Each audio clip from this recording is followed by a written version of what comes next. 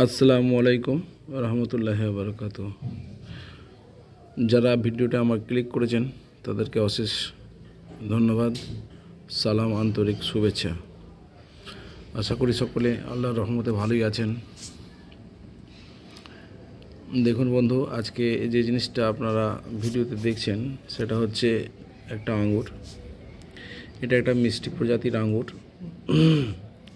এই আঙ্গুর থেকে আমরা কিভাবে চারা উৎপন্ন করব সেটাই দেখাবো।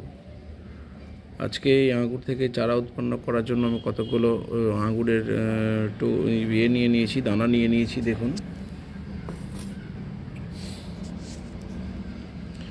এই দানাগুলোকে আমি একটা পাত্রে প্রতিস্থাপন করব।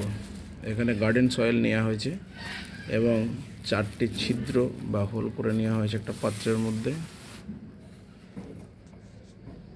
4টে হোল করে নেওয়া হয়েছে। আর এই গার্ডেন সয়েলের মধ্যে আমি 25% বালি মিশ্রিত করে নিয়েছি ড্রেনেজটা ঠিক রাখার জন্য।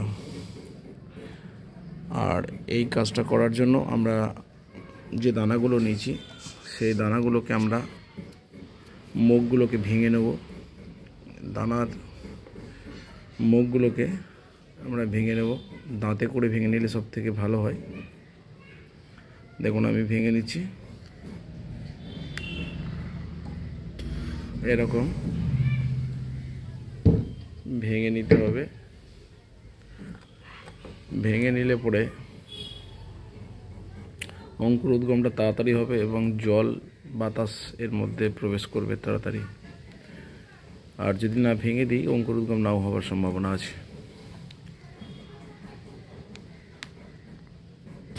এই দেখুন, আমি এটাকে ভেঙে দিয়েছি।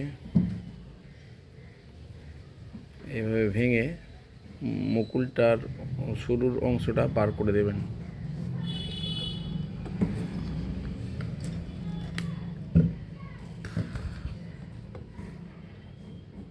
দানাটা ধরবেন,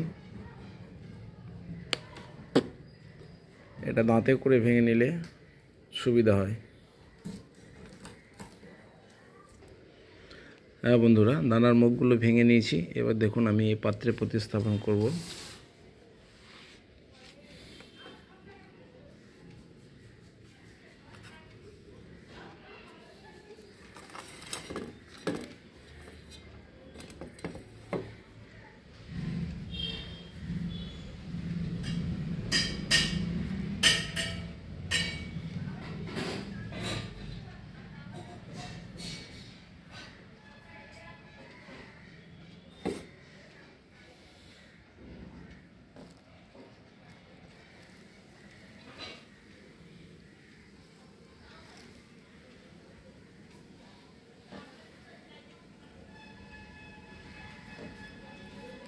দু 3 সেন্টিমিটার মাটির গভীরে এটাকে দিয়ে দেবেন। দিয়ে মাটিটা চাপা দিয়ে দেবেন, 2-3 সেন্টিমিটার চাপা দিয়ে দেবেন।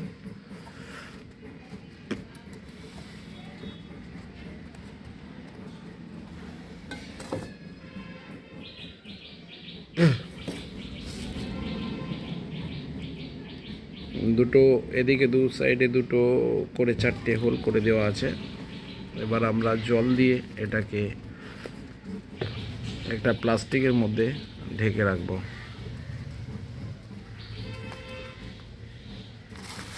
অলরেডি প্লাস্টিকের ভেতরে আমি রেখেছি যাতে এর ময়েশ্চারটা নষ্ট হয়ে না যায়, শুকিয়ে না যায়, সেদিকে একটু খেয়াল করতে হবে। 15 দিনের মধ্যে এখান থেকে নতুন চারা গাছ উৎপন্ন হয়ে যাবে। অল্প অল্প করে ছিটা দিয়ে জল নিয়ে নেবেন।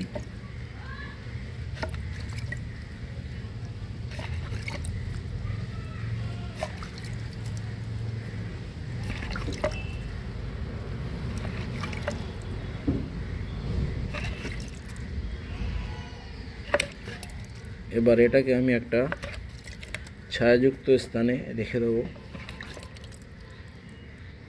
15 দিন রেখে দেবো। আমি এটাকে বন্ধ করে দেবো, কোনোভাবে হাওয়া বাতাস ভিতরে প্রবেশ করতে না পারে। এইভাবে আমি এটাকে বন্ধ করে দেবো। দিয়ে এটা ছায়াযুক্ত স্থানে রেখে দাও।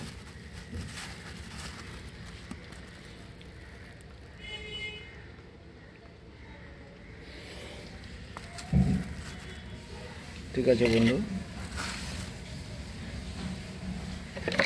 এই বলে ভিডিও থেকে আসছি। খোদা হাফেজ।